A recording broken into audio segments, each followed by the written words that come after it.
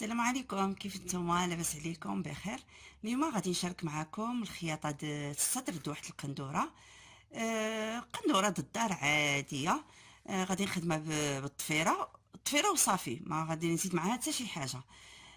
هنايا بالنسبه للعنق، عندي العنق هنايا في تقريبا فيه واحد شويه الدوران. وهنايا طويت واحد القياس اللي هو تقريبا سنتيم. طويته على برا على الوجه القندوره، وغادي ندوز عليه واحد الخياطه من الفوق باش غيسهل عليا الخدمه. سبق لي خدمت معاكم واحد الطريقه كيفاش نخدموا السفيفه من داخل القندوره، وعاد كنقلبوها على الوجه باش كتجي فينيه مزيان. ولكن هذيك اذا كانت عندنا السفيفه واسعه. هنايا انا عندي رقيقه، عندي الطفيره اللي هي رقيقه. غادي نخدمها بهذه الطريقه هذه وغتطلع مفينيه، غتجي الخدمه ديالها مزيونه ان شاء الله. صافي، هنا دابا غادي نحدد الطول د الطوق اللي غادي نخدم الطول ديالو، وغنبدا الخدمه ديالي. كاين اللي غتقول لي مثلا كيفاش غادي نخدموا الطفيره؟ ماشي كيفاش، يعني علاش غنخدموا الطفيره؟ والحاجه واش غتكون بلديه ولا واش غتحس بالخياطه التقليديه ولا لا؟ هادو البنات، هاد الخياطه كيفاش كنعملوها؟ ملي كتكون عندنا شي حاجه ضد الدار، شي حاجه سامبل بسيطه، ما كنحتاجوش فيه هذاك القيطان او مثلا تراسن او او شي حاجه اخرى. لا، كنخدموها كنزوقوها غير هيدا بالسفيفه الطفيره. كنعملوها في الدوره د العنق، او كنهبطوا نص طوق وكنخدموها عاوتاني حتى في الكميمات. هذه كتصلح غير للدار، غير شي قنيديه الدار هيدا خفيفه.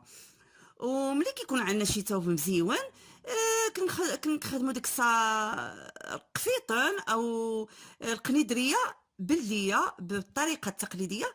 كنخدموها بالقوام ديالها كامل، كنعملوا لها سفيفه، كنعملوا لها تريسنات او قيطان، كنعملوا لها العقد ديالها.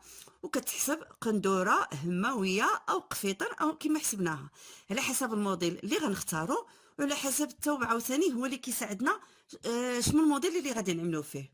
هنا كما كتشوفوا معايا الثوب عادي، غادي نخدم كما قلت لكم هنايا غير واحد القنيدريه هيدا ضد الدار، وغادي نزوقها بهاد الطفيره اللي كتشوفوا معايا. هنايا انا خدمت الدوره الاوليه د الطفيره، كنخدم لها في الجنب ديالها. هنايا ملي كنوصل للموطع اللي حددت، كنطوي بهذا الشكل هذا كما كتشوفوا معايا، وكنبدا طالعه، كنطلع عاوتاني الجهه الثانيه د الصدر.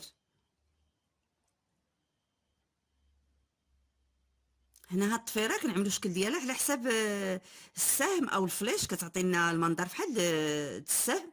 سبق لي خدمت معكم في واحد الفيديو.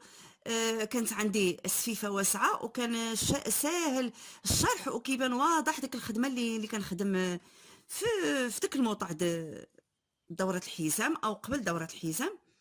يعني الموطع اللي حددنا كيكون ساهل. كيبان الشرح اللي كيفاش كنخدموا داك الفليش. صافي، هنا وصلت، وغادي نطلع عاوتاني على هاد دورة العنق. هنا ما كنجبد شي الطفيره، كنعمل فحال اللي كنشربها غير واحد شويه باش ما تجبدليش العنق وما يجيش الشكل ديالو اما كيجي مجبد مرخوف، اما الفورمه ديالو ما كتبقاش، كيكون مثلا فيه واحد الدوران كيرجع مجبد، ما كتبقاش الفورمه ديالو هي هذيك. صافي، هنا كنعمل واحد بوان داغي باش الطفيره ديالي ما تسنش، ما تفسرش، ما ديك الحجر ديالها ما كيتفسخش.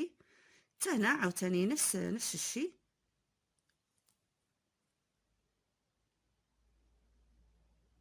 صافي، ودابا غادي نهبط الدوره الثانيه.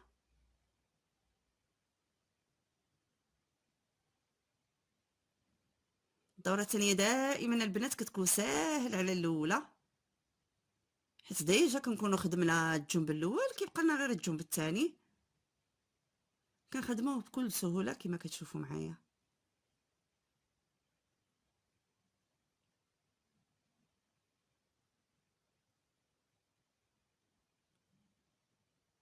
كما قلت لكم، ملي كيكونوا عندنا تويبات هيدا ضد الدار، خنيدريات ضد الدار، كنخدموهم اما بهاد الطفيره هيدا شي حاجه سامبل، اما بالدونطيل، على حسب كل وحده وشنو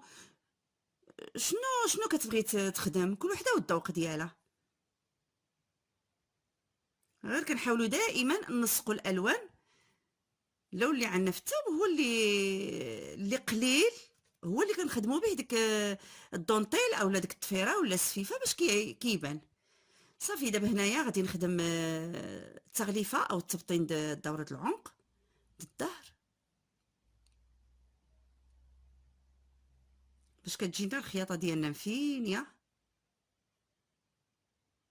دوره العنق كنخدموها اما بالبي عادي بالنسبه للظهر، او كنخدموه بهذه الطريقه، ولكن هذه الطريقه افضل، كتجي حسن وكتجي مفينيه. وفي هذه الدوره العنق ملي كنلاقيو الكتف ديك التبطين كيخبى عنا ديك الخياطه هذيك. المهم كتجي مفينيه حسن. هانتوما غتشوفوا معايا دابا غادي نخيط الكتف مع بعضياتهم.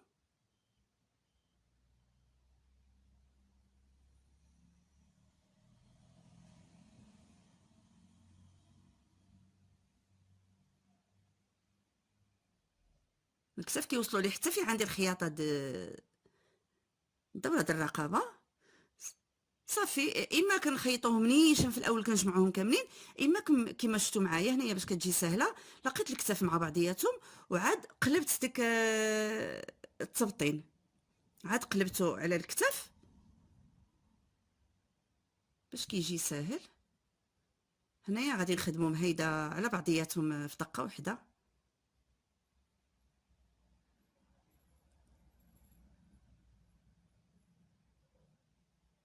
الطريقه دائما العنق ديالنا كيجينا مفيني مزيان والخياطه كتجي مفينيه ومتقونه.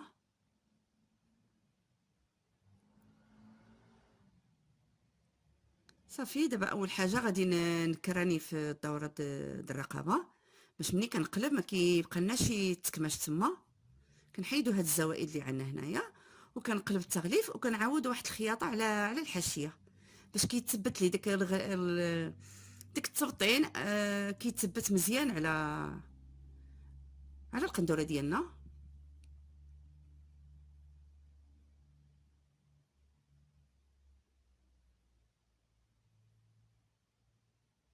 دائما البنات اي حاجه كنخيطوا اول حاجه التناسق، كيفاش نختاروا اللوينات، كيفاش نختاروا الموديل، هادو اول حاجه. وثاني حاجه وهي اهم حاجه هي الفينيسيون. اذا ما كانتش الفينيسيون في الخياطه واخا يكون داك الثوب عندنا غالي واخا يكون داك الموديل عندنا صعيب او مزيون او المهم كما كان عندنا، اذا ما كانتش الفينيسيون مزيونه ما كتعطي شي واحد النتيجه مزيانه. واخا يكون داكشي مقيم علينا سواء بالفلوس غاليين او بالخدمه بزاف او تماره، اذا ما كانتش الفينيسيون صافي ديك الخدمه وديك الفلوس ديالنا كيمشيو كاملين هباء منثورا والخدمه ديالنا كتضرب في الزيرو. دائما البنات نتوما لعبوا على الفينيسيون. الفينيسيون هي اهم حاجه في الخياطه وفي كل الموديلات، ماشي واحد الموديل من غير موديل اخر. اي موديل ضروري خصني الفينيسيون تكون مزيونه باش التعب ديالنا كيبان كطلع الحاجه مزيونه. صافي دابا انا هنا تبت عاوتاني الخياطه الثانيه في التبطين وصافي. هاد الطوق ديالنا كيجي فيه واحد الفينيسيون مزيونه. هنا كملت. دابا باقي الكمام غادي نخدمهم بنفس الطريقه وغادي يكونوا ساهلين حيتاش الخط مستقيم في الدوره د المعصم. صافي وغادي نوريكم الشكل ديالها. والميدريه كملتها الشكل ديالها كيفاش كتمشي. شوفوا هنايا العنق كيفاش كيجي مفيني.